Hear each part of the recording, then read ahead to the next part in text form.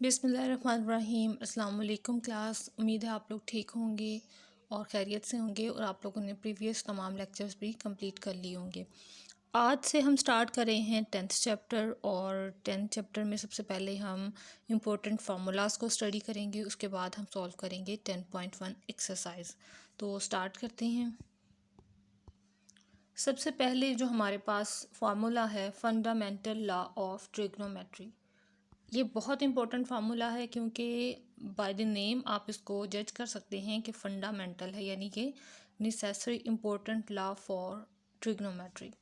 Fundamental law of trigonometry हमारे पास क्या है? ये है अगर हम कॉस की वैल्यू फाइंड आउट करना चाहें और टू एंगल्स की सब्ट्रैक्शन हमारे पास अवेलेबल हो तो हम कॉस की वैल्यू किस तरह से फाइंड आउट कर सकते हैं। इसके लिए ये हमारे पास एक फार्मूला है cos alpha cos beta plus sign alpha sine beta. यानी फर्स्टली इन दोनों एंगल्स के साथ कॉस अप्लाई किया गया और मल्टीप्लिकेशन, उसके बाद इन दोनों एंगल्स के साथ साइन अप्लाई किया गया और साइंस की मल्टीप्लिकेशन। माइनस है तो यहाँ पर दरमियान में लगा दिया प्लस। ठीक है, क्योंकि ये डेरिवेशन आपको नहीं करवा रहे, जस्ट अभी फार्मूलाज बता रहे हैं, तो अभी आपने इन फार्मूलाज को मेमोराइज़ करना है। ठीक है, ये है हमारे पास फंडामेंटल लॉ ऑफ ट्रिग्नोमेट्री। इन फार्मूलाज को आपने अपनी बुक पर भी मार्क कर लेना है।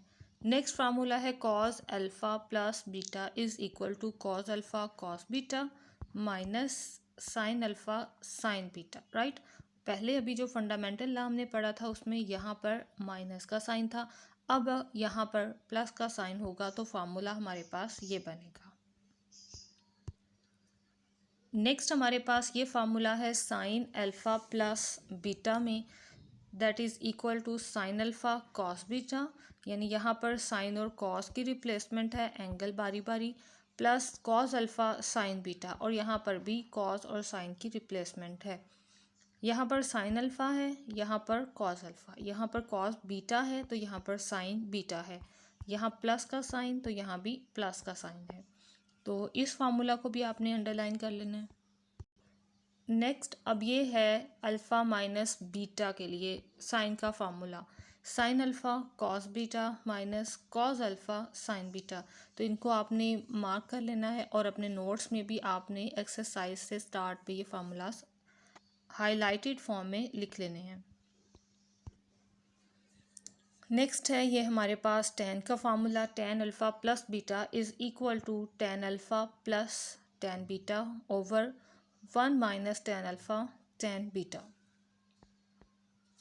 नेक्स्ट हमारे पास टेन माइनस का फार्मूला है, tan alpha minus beta is equal to tan alpha minus tan beta over 1 plus tan alpha tan beta. आप लोगों को मैंने ट्रिग्नोमेट्री के फार्मूलाज की भी एक वीडियो बनाकर शेयर की थी, उसमें भी तमाम के तमाम 9th और 10th चैप्टर के इम्पोर्टेंट फार्मूलाज की कलेक्शन है, तो उस वीडियो को भी आप अच्छे से सेव रखिएगा। ठीक है, वो आपको बहुत हेल्प करेगी। नेक्स्ट हमारे पास डेफिनेशन है अलाइड एंगल्स की। The angles associated with basic angles of measure theta, यानी थीटा के साथ अगर हमारे पास कुछ मज़ीद एक्स्ट्रा बेसिक एंगल्स भी प्लस या माइनस या किसी भी फॉर्म में अवेलेबल हों तो ये हमारे पास किस तरह की फॉर्मेशन बनाते हैं, टू अ राइट एंगल और इट्स मल्टीपल्स, यानी थीटा और राइट एंगल या राइट एंगल के मल्टीपल्स इसमें सॉल्व होते हों तो हमारे पास ये एंगल बनेंगे अलाइड एंगल्स। राइट, अब इनकी एग्जांपल्स देख लें, आपको मज़ीद समझ आ जाएगी।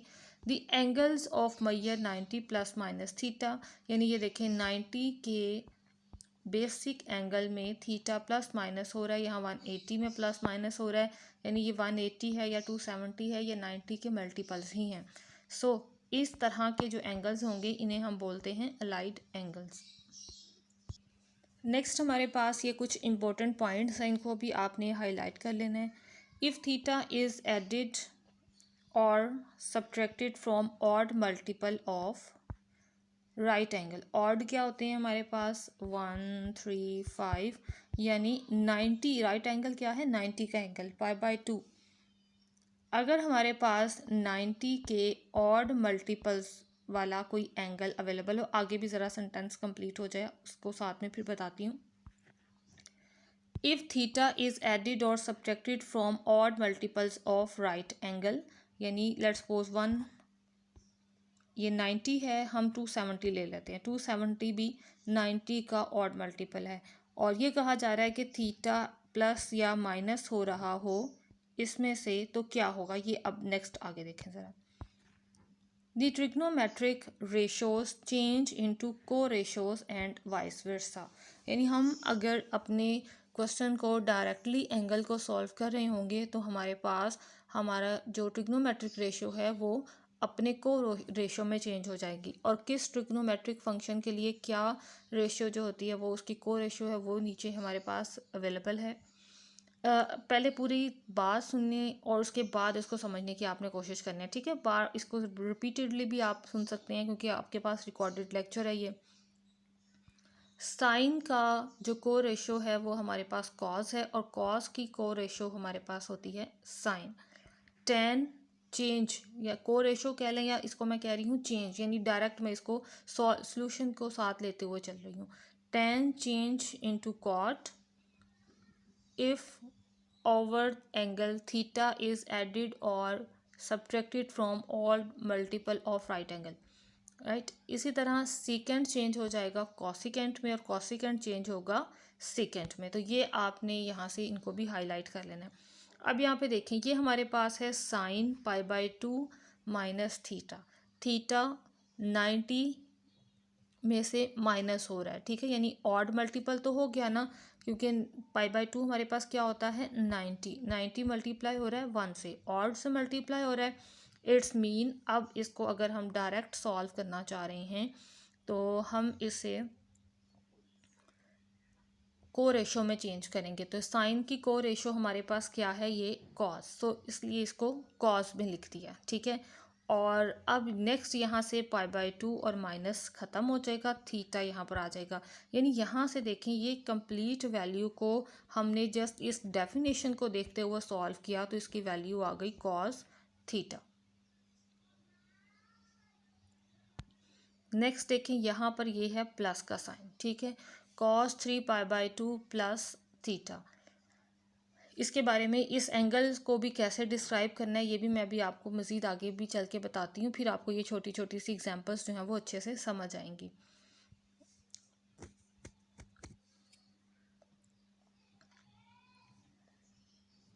थ्री π/2 प्लस थीटा, ये हमारे पास होता है फोर्थ क्वाड्रेंट का एंगल, ठीक है। क्वाड्रेंट तो आपको पता ही होगा 9th चैप्टर में जो हमने पढ़े थे।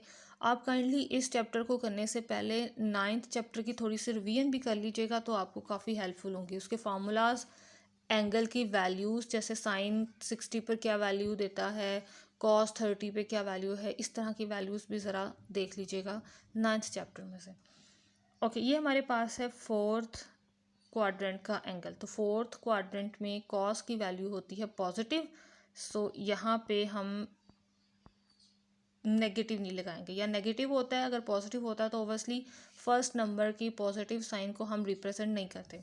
ओके, ये भी π/2 जो है वो 3 का मल्टीपल है, ऑड मल्टीपल है, सो कॉस चेंज हो गया अपने वाइस वर्सा में, ये सॉरी को रेशियो में चेंज हो गया, ये आ गया साइन, और साथ में ये आ जाएगा थीटा, और 3π/2 यहाँ से रिमूव हो जाएगा, यहाँ से देखें ये यहाँ पर रिमूव हो गया। सो ये हमारे पास डायरेक्ट एवेल्यूएशन होती है। इसके बाद अब मैं आपको ज़रा क्वाड्रेंट भी दोबारा से समझा दूँ ताकि आपको इस तरह की बेसिक चीज़ें जो हैं वो अच्छे से पता चल जाएं। सेकंड वाली ऑप्शन जो है वो भी देख लें। इफ़ थीटा इज़ एडिड और subtracted from an even multiple of π/2 the trigonometric ratios shall remain the same, यानी जस्ट ऑड मल्टीपल होंगे तो ये अपने को रेशियो में चेंज होंगे, अदरवाइज ये सेम रहेंगे। थर्ड है the sign of the results is concerned, जैसे देखें अभी मैंने ये सॉल्व करते हुए आपको बता रही थी कि यहाँ पर ये फोर्थ क्वाड्रेंट है, सो यहाँ पे प्लस का साइन आएगा। अब यहाँ पे प्लस का साइन भी आ सकता है, माइनस का भी आ सकता है, लेकिन वो यहाँ के क्वेश्चन के एंगल के अकॉर्डिंग होता है कि प्लस लगाना है या माइनस, क्वाड्रेंट को देखते हुए, ठीक है। तो अब इसके बारे में क्या चेंजिंग करनी होती है ये यहाँ पर देखें इन रिटन फॉर्म में। It is determined by the quadrant in which the terminal arm of the angle lies. जैसे देखें पाई, अभी ये मैं आपको ज़रा ग्राफिकली भी बताती हूँ। पाई माइनस थीटा, ये हमारे पास सेकंड क्वाड्रेंट का, सेकंड क्वाड्रेंट में साइन पॉजिटिव होता है इसलिए यहाँ पर प्लस का साइन है, ठीक है। पाई प्लस थीटा, ये थर्ड क्वाड्रेंट है, थर्ड में टेन पॉजिटिव होता है इसलिए यहाँ पर भी प्लस का साइन है।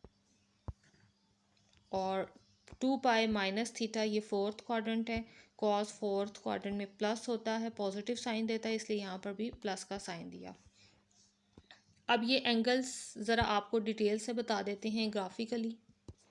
ये हमारे पास एक ग्राफ अवेलेबल है और ये साथ में इनके एंगल्स हैं। अब ये आपको ज़रा समझाती हूँ मैं। ये जो लाइन है ये प्रेस्क्राइब कर रही है कि ये पाई/2 का एंगल है, यानी 90 का एंगल है। अगर 90 के एंगल से कुछ माइनस हो तो ये एंगल किस क्वाड्रेंट में चला जाएगा? फर्स्ट में। और अगर पाई/2 में कुछ प्लस कर दिया जाए तो ये आगे मूव कर जाएगा, जिसकी वजह से ये आ जाएगा सेकंड क्वाड्रेंट में। ओके, अब ये है हमारे पास पाई की लाइन, ये वाली जो लाइन है ये पाई की लाइन है। पाई में से अगर कुछ माइनस होगा तो वो अगेन सेकंड में चला जाएगा, सो ये सेकंड क्वाड्रेंट है। पाई में कुछ प्लस किया जाए तो ये आ जाएगा थर्ड क्वाड्रेंट में। और अब ये जो लाइन है ये हमारे पास है 3 पाई/2, ठीक है, यानी 270 डिग्री। इसमें से अगर कुछ माइनस होगा तो ये आ जाएगा थर्ड क्वाड्रेंट में, और अगर इसमें कुछ प्लस होगा तो ये आ जाएगा फोर्थ क्वाड्रेंट में। और अब ये लाइन है ये हमारे पास है 2 पाई, इसमें से कुछ माइनस होगा तो ये आ जाएगा फोर्थ क्वाड्रेंट में, राइट। और ओब्वियसली प्लस किया जाएगा तो ये वापस फर्स्ट क्वाड्रेंट में चला जाएगा। सो इस सारे सर्कुलर मोशन को आपने अच्छे से जहन में रखना है, क्योंकि इस सारे डाटा को अगर आप मेमोराइज़ कर लेते हैं तो बहुत से क्वेश्चंस आप डायरेक्ट भी इजीली सॉल्व कर सकेंगे। तो अब इसके बाद हम सॉल्व करते हैं अपनी एक्सरसाइज और देखते हैं कि हमारी एक्सरसाइज में किस टाइप के क्वेश्चंस हैं।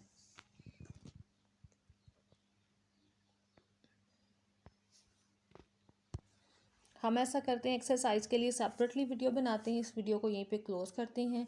ओके क्लास, नेक्स्ट लेक्चर तक के लिए अल्लाह हाफिज़, स्टे ब्लेस्ड, दुआ में याद रखिएगा।